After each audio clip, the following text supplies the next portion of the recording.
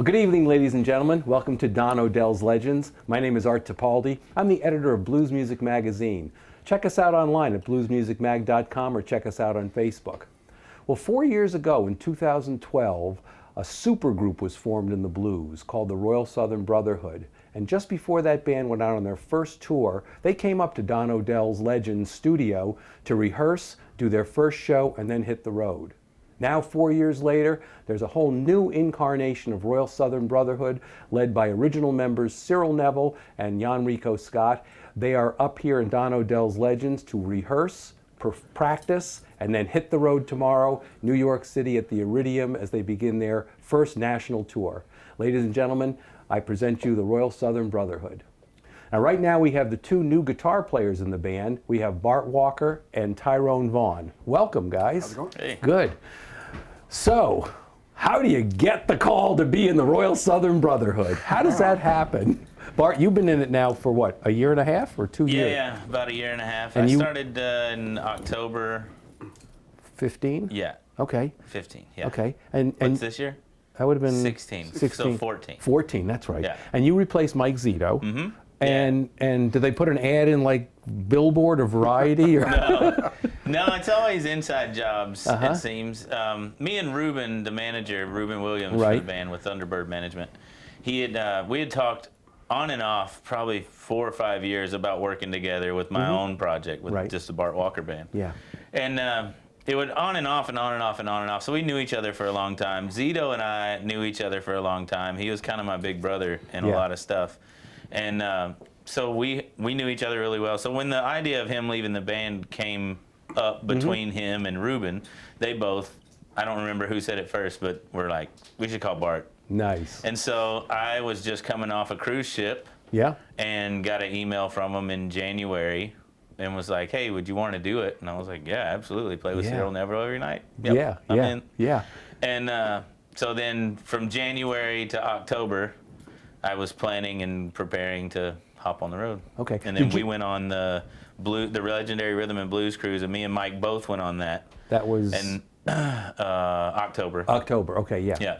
And then we split the set. So he would play the majority of the first part of the set, and then I would play a little bit at the end. Right. And then as the cruise progressed, we swapped roles, and the last show I played majority of the role, and he sat in on the end of it. Very nice. And that was kind of the passing of the torch. Cool. And before I talk about fitting in and everything, Tyrone, you joined it after Devon left. Devon Allman. Right, I'm going on close to a year. Really? Yeah, Okay. started last April. Okay. And how did that happen? I mean, don't tell me that they went with, we got to replace one famous name with another. You know, let's see what happened with that. A mutual friend of Cyril and I lives in Austin. I'm from Austin. Right. And he came out and saw me play, and he said, "What's going on with you these days? You know, what's the latest?" Yeah. And I said, "I'm looking for support. You know, Right. I need to do a record, and I just need to put something together." And he said, "Well, here's your card, and get to me."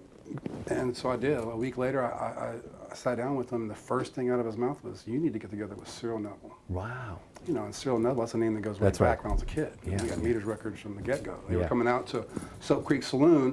That's where my parents were hanging out. Sure. You know, in the old days. Yeah. So, you know, the Meters are in everybody's hearts and Musical souls. vocabulary, So, you can't yeah. get around it. Yeah. And so when I had the opportunity, at first it was just to get together and write with Cyril and exchange ideas. Yeah. So to get his phone number, for him to call me and kind of get the wheels rolling. Right. You know, there was one of the feelings was, are you serious? Is this really happening?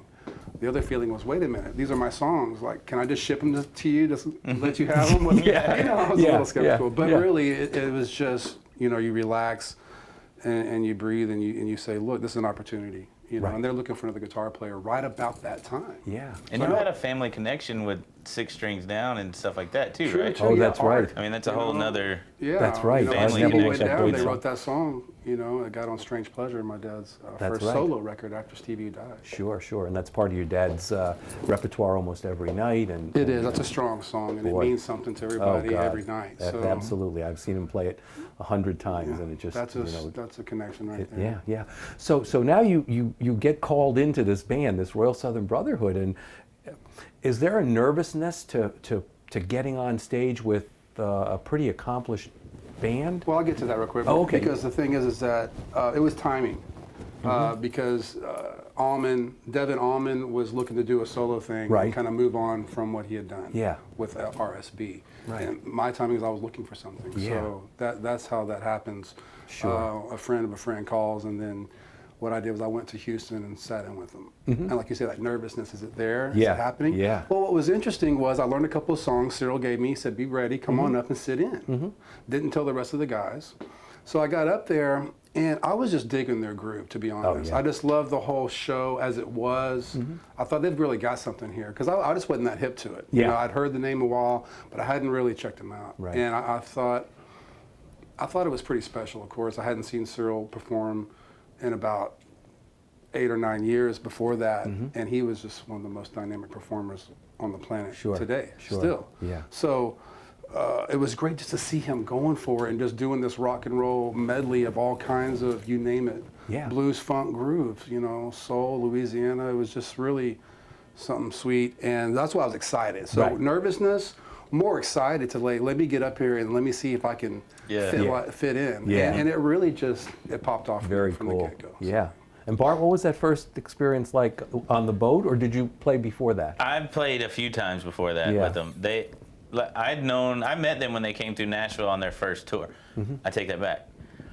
I opened for them when they very first started at the Rock and Bowl in New Orleans. Yeah. That's right. That was just before they came up here. It was about a month before they came up here. It was right when they started, Yeah. so they were brand new.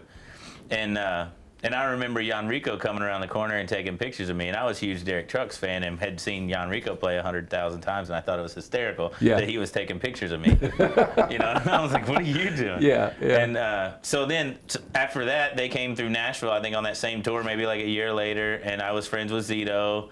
And at that point, I had won the King of the Blues Best young guitar, the IBC. Best guitar player, whatever, at the IBC. Yeah. And gotten a connection with Don Ritter at Category 5, and Zito was playing Category 5 amps too. Well, I had acquired a Category 5 amp that he had made for Zito years ago that Zito didn't want anymore, and then I wanted an amp like that, so he shipped it out to me. Well, then Zito wanted it back. So when Zito was coming to town, I brought it to his show and let him play it, and I took his amp, he took mine, and we split again. So I sat in again then, and then later on, after we had talked in January, and I said I wanted to do it, and then they came through Nashville again and played the Exit In, and so I sat in and played quite a few songs with them to kind of make sure that the vibe was there and that the connection musically was there, you know, to move forward. Yeah. And then it did. Yeah. Is there that little thing in you guys that, you know, when you're watching the performance and you're in the audience, you're sort of a little nervous, like, would I fit in? But then there's that little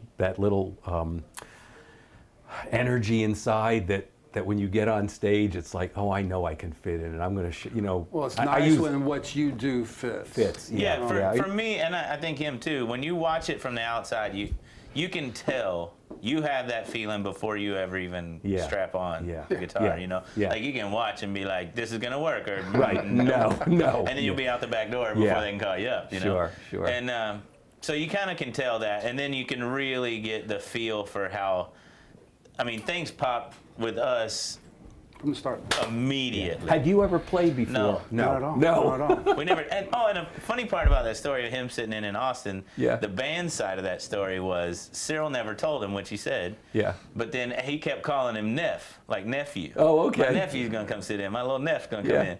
And so they all, and his name's Tyrone. They all expected a black dude to come up and play, and he shows up and they're like, "Who is this?" Yeah. What's he doing here? Yeah, it's that is hysterical. very cool. Story. Yeah. I don't even remember what we were talking about now, but for some reason I remember that. Well, you were talking about what we do fits the band. What you guys do. You guys are on the same page musically. Your ideas are complementing each other, and you almost. Well, man, I would say with Bart, he can cover so much ground. The kid's bag is so big because.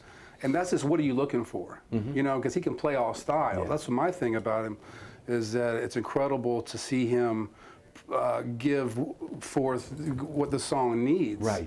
Every time. You know, so and a fabulous writer as well. Yeah. Obviously, amazing singer. The thing is that you know, I play like a blues rock style, you know, and it kind of fits and it works in this band. Right. You Yeah, know, yeah. where, you know, if you want to stretch and really stretch the spectrum of music, Bart can lend that. You know, we can really cover a lot of ground. Sure. Well, the you know? fun part is too, playing together, is you start learning how to, you become each other. Yeah. You know what I'm saying? Like, I'll start playing stuff like him when we lean that way, and he'll stretch his I'll take self chances, out like- and go out. You know, I mean, That's and that's cool. the fun part. You start really starting to become musical brothers at that point. Your DNA starts mashing. It's like, all right, yeah, that's Something cool. that's really interesting live is that, you know, we have a whole chemistry on either side of the stage, on the corners here, and we're just doing stuff because it feels right, and it is right because we know it. And the thing is that, you know, he's, how do I say, it's like, we both have this ability to make you forget about the amazing guitar solo the other one just gave you. Exactly. Okay? Yeah. I can play the solo of my life, right? You know, and it could die tomorrow and be happy. And he was going to make you forget about it the first couple of bars. First bars. Okay? But the same thing. He'll do something amazing, and I can come up and go, "It's my time." And he'll strangle it. That's But cool. and then the ability to pass things back and forth is like Pippen and Jordan, man. I mean, it's easy. Like, it's just, you can be in the middle of the thing and give a nod, and before you know it, everybody's still looking over here, and it's sound. Oh wait, how did they? Yeah. How long did it take you guys to get into that zone together? The very first second we ever played together. Was this the Houston gig? This was in New Orleans. In we New had Orleans, a we little got bit of together. Pre-production. Okay. 2 days of pre-production for the last record we did. Hi, my name's Tyrone. Hi, my name's Bart. Cool. Blam. Boom. It really was. No dot. No lie. Yeah. Was there ever in the beginning any compulsion to play Devon and Mike? No. We can't do that. No. Okay. Even if we tried. Yeah. You know, those guys are great players, and they're right, and they do what they do, and thank the Lord. Yeah. You know, because we do what we do, and I'm not sure if anybody can quite get it the way we do it. The way you do and that's it, okay that's right. because we're a band. You come see us play. Sure. Right. And it's the same way in all things. I mean, when Warren Haynes went out with the Allman Brothers, he asked them, "Do you want me to try to be Dwayne because Dickie's here?" Yeah. And no, you need to be you. And that's that. And I mean, we got to be ourselves as a player, you know. That's and right. Everything. It just wouldn't work trying to imitate. Then you become a weird cover band. Right, that's right. Nobody needs so it that. really is easy for you guys to maintain your own musical voice in this super group, if you will. You know, you can maintain your own guitar voice and your own songwriting voice and your own singing voices. That's the greatest thing about it. That's very cool. That's why we love it. Yeah. Cyril Neville, what the heck is it like working with him? I mean, what does he give to you guys as a mentor? It's like going to history class every day, except for the class doesn't suck like history class did. You know what I'm saying? Like, you actually want to learn this. You know, I mean, literally getting to ride around and hear his stories are just unbelievable. I mean, from touring with the Stones to stuff that you never even dreamed of hearing about New Orleans history and the history of New Orleans music and just how things came about. That's how I learned music, period. I grew up in bluegrass. Okay. So from the time I was 4 till I was 13, I didn't know there was a such thing as electric guitar. Yeah. So when I heard Stevie the first time, I read Stevie's book, and then I would highlight the names that he would mention, and then I would go study those guys. And whoever those guys talked about, that's who I would go look for. And I kept studying backwards in the blues, and that's what I get to do with him, except for I didn't get to run down that trail, you know? Yeah. So it's the knowledge that you get, just it widens your breadth on music as a whole, you know. Well, Cyril never stops. He's always learning. Yeah. He's always searching. Yeah. He goes to rare CD stores, record stores, wherever we're at in the world. Right. And he's looking and he's digging around, and he'll find something sweet, and we'll listen to the hell out of it for the rest of the trip. And the thing is that he's always listening, or he's always reading something about music. Whether it's just what I found amazing was the Rolodex, you know, how many songs he has. Yeah. He'd put on a recording and not say a word. And we're sitting there going down the road, and I'm thinking to myself, this is so good. Like, what is it? Because it just, everything about it is amazing. So, He's like, oh, you know, this is one of my first recordings in 1975. And he just keeps pulling those out, like, oh, this is us back in this time. This is us. And you're going, what is it? You can't even keep up. Like, you cannot keep up. And you almost feel stupid, too. And I've done it so many times. Like, who is this? And he'll look at you and be like, no wonder I like it so much. This is great. Yeah. What I think is great about him, too, is at, what is he, 65, 66? You know, he's not slowing down. He's a great role model for what you can be in this with a career in this music. Boy, you said it. He's not sitting back and just kind of doing a greatest hits thing with a couple of young guys who have a name. He's still grinding and writing and recording and putting it out there, and it doesn't stop. There's no breath. There's no time to wait and go, okay, let's revamp and regroup. No, it's just on to the next. Right. What's it like writing with him? I know you guys, on the last album did some songs together, but on the new one, did you collaborate with Cyril? I haven't heard anything on the new one yet. What's writing with him like? I mean, that must... For me and Cyril were like me and Tyrone. Yeah. It was from the moment we said go, the last record. He started, well, hey, what kind of stuff do you write? Send me some stuff. And I sent him Don't Look Back, which is the title track of the record. And as soon as he heard it, he laughed because he loved it. And I didn't even know why I wrote it because it didn't make any sense for me. If you listen to my old records, I was like, this doesn't fit with my vibe. Okay, I wrote it. Here it is. And it turns out that's what I wrote it for, but I didn't know it. But at that moment, we started sending ideas back and forth, and we write from 800 miles away. You know, he's in New Orleans and I'm in Nashville, and so I'll put down stuff and send it to him, and I'll give him 4 or 5 choices, and he'll pick one, and then he'll send me a little bit of a lyric, and then we'll go back and well, let's do this and this and this, and we'll bounce it back and forth. But it's always been a conversation like we were in the same room together. We would be ahead of each other as we were sending stuff back and forth, and we would get answers to our questions immediately. You know what I'm saying? Very I mean, cool. it was, the chemistry of this band is unparalleled, in my opinion, to anything I've been a part of. I've never had a connection with another guitar player. I've never had another connection with a lead singer or writer as well. You know? You know, I'll get back to Cyril in a minute, but where both of you guys are frontmen in your own bands, you must come into a venture like this a little nervous, like, well, how much of myself am I going to have to give up? But it sounds like you don't give up anything, that there's such an ensemble family feel that everybody contributes, you know, in the rehearsals. There's not you got to step back kind of feeling, you know? No, everybody's got a voice. And for me, especially, before I was a solo artist, I was a sideman. I played with Mike Ferris from the Screaming Cheetah Wheelies. Really? I played with Bo Bice from American Idol. And I was their background singer, guitar player. And that was a big part. I love doing that. And so that was what I really love about this band, is I get to step out and I get to do me.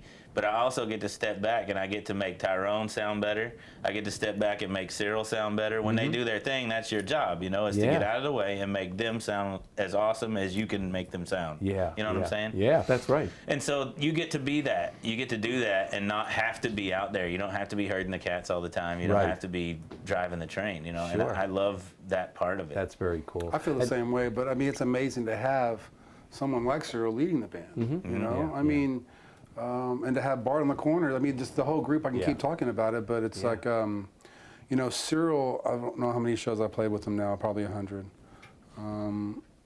He's always 100%. He's never not on. He's always given it his all. And that is incredible. That's right. That's right. Well, writing with Cyril, you've written some things. What's your experience of songwriting with him? Oh, pretty basic. I mean, come up with a guitar lick and a change and send it his way, and if he feels it and hears it, and comes up with some great lyrics. He's an amazing lyricist, and bam. Yeah, and his lyrics always touch on social issues too. He's not just very conscious. You know, very socially conscious. Absolutely. The new record now, you did it in Louisiana. Was it a Dockside? Yes. And the one before that was at Fame, the Muscle Shoals. Man. Two amazing places, man. You've got to cut there. You just have to. Do you guys go in with songs all ready to work on, or are you one of these groups that, okay, now we're in the studio, we got to write a song? Loosely together, right? Loosely, that's okay. There's an idea there. Strong enough to come. To give you a map of everything. But the thing is if you overdo the pre-production on stuff, then you box out everybody's personality, and then it doesn't sound like a record of a Right, band anymore. right. It sounds gonna like get my better stuff if I product. wrote it, or his stuff if he wrote it. Yeah, yeah. So you kind of put it together loosely, like he said, and just throw it out there. There's some nervousness there. I'm Yeah. not gonna lie. You Yeah. get in there, you just don't know how it's gonna go. Right. But doing it twice this way now, having 2 records done, Yeah. I prefer it. Okay. Now I really like it. Yeah. You know, now I'm like, it's is how it loosely should put be. together. Yeah. Perfect. Because Yeah. now we're gonna go in there and on the spot, Yeah. we're gonna tighten it up. Right. Yeah. Right. And that's yeah. that's Well, what then we you do. get Sure. to be you, and then like we joke about, after the record's done, you get to learn you. Yeah, that's right. You know? Yeah. Yeah. But you don't have to learn me or me learn him, because he put everything together. You know, That's right. it doesn't work like that. It becomes a band, and it's a band. And even though we don't live in the same town or even close to each other, so the writing process is a little different. But that part of it, Well- you get to put everybody's stuff back in the gumbo. You know, Sure, as sure. Cyril says. As Cyril would say, Exactly. yeah, everything is gumbo with him. Yeah. You know, we're talking Cyril, but the engine that drives this whole band is Jan Rico. And he seems to, watching you guys rehearse tonight, he just has ears that he can hear everything going on. And Well, he's a special cat, Yeah. and what makes him even special these days is Daryl. Okay, Yeah. we can go right into Daryl Phillips, Yeah. our new bass Yeah, player from right. Austin, Texas. Yeah. It's Oh, he's very from Austin, exciting. okay, Yeah, yeah. sure. He's an old friend of mine. We go back about 20 years. Oh, You know, back wow. in the scene in Austin. Nice. It's amazing. But I tell you, you know, Jan Rico and that guy together, you know, it's all about a rhythm section. right. Yeah. And together, it's really feels so right. Yeah. But Jan Rico, he dates back. Oh, You yeah. know, he Oh, I goes know. back. He's been playing for too many years. Yep. He's played with too many people. Yeah. He's recorded a kabillion records. Yep. Yep. He seems to put the accent, the exact accent, where it's needed. You know, he's got ears that hear what you're doing and throw something there, and it's just, you know, it brightens everything. It really.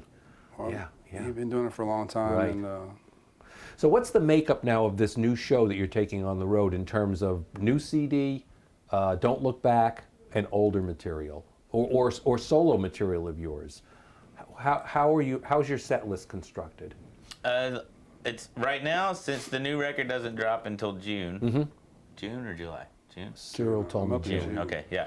So the new record drops in June, so we're shying away from doing too much of it, just Okay. because it hasn't been out there, and we don't want the whole new record on YouTube before the new record comes out. Exactly. So we're sticking with most of the older stuff, the staples from before we were in the band, and the last record that we were both Don't on. Look Back. Yeah, and then some of his songs, some of my songs, some old Cyril songs. Yeah. I mean, there's some of everybody in there. Right, right. Do you cover any of Mike or Devon's songs in the show, or is it mostly Cyril's? We've talked about it, and we Yeah. probably will in the future, but we haven't yet. Yeah, yeah. But it's definitely come up a few times. Right, yeah. I know that I love that little Allman Brother harmonic thing you guys did there at the end. Yeah, and I know they always did an Allman Brother kind of song, One Way Out or whatever. Yeah, that was off the new record. That was something that we wrote together. That's a and new it record. was- the new one that's coming out Yeah, in... that comes out in June. So Nice. you heard we're that. going to play a on that. couple of those songs. Yeah, what song tonight. was that? That's called Blood is Thicker Than Oh Water. yeah, Blood. Yeah. What's the song where you guys sing the harmony at the end that you just did? Magic Honey? Maybe. Yes. Yeah. Yeah, Oh, that's okay. a Cyril Yeah. song. And then It's one of Cyril's. I know Yeah. that's a solo. And then you put a smile on the face of love. Yeah, that's off the That's new on the record. new I record thought as well. so. I thought so. That's a really good song. Yeah, And I that was think you written can- by Johnny Lang. Really? Wow. Good. Well, guys, thanks very much. I hope you appreciate, I hope you have a great time on the road with this band and have as much fun as the other guys did. And I'm going to have a great time seeing you as much around the world as I saw them, Right on. you know? Thank Right you so on, much. guys. So once again, ladies and gentlemen, we have the two newest guitar players from Royal Southern Brotherhood. We have Bart Walker, who was the 2012 runner-up at the International Blues Challenge and also the winner of the Best Young Promising Guitar Player. You'll see him tonight. And we have Tyrone Vaughan, the son of the great Jimmy Vaughan and nephew to Stevie Ray. Thank you guys very much for being here. Fabulous. Thank you, bro. Thanks. You bet.